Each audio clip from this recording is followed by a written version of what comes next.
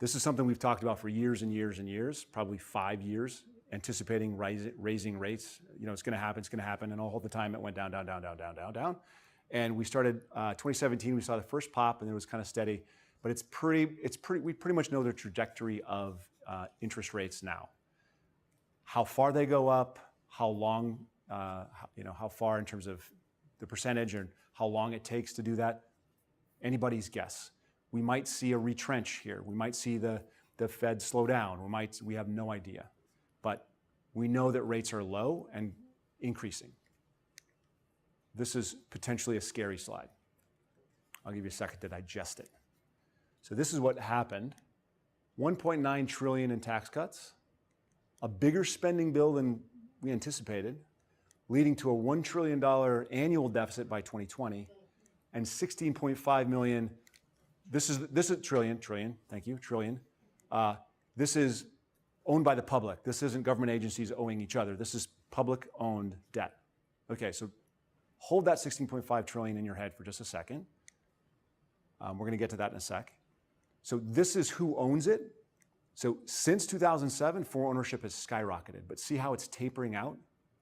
And see how this one's tapering out? See how this one's kind of tapering? So there's some increase, but that increase is tapering. The delta is reducing. What do you think that affects? What does that make happen to the rate that we have to pay? The rate that we have to pay on that interest is going to go up. Okay, now this is where it gets freaky. 16.5 trillion, 2020. So at 5% interest, 16.5 trillion is $825 billion in interest payments alone. That is more than the defense budget. That is equal to our Social Security. Okay, so what is the thing that's not true there, though?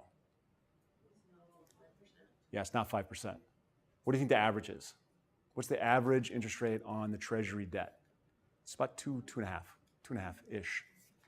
So it's actually 412 billion.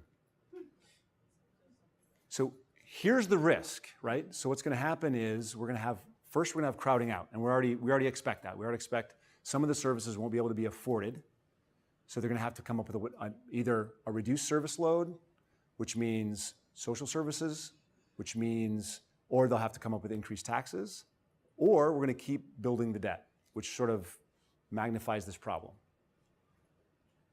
So is this sustainable? No. Okay. So if something's not sustainable, what happens? It's not sustained.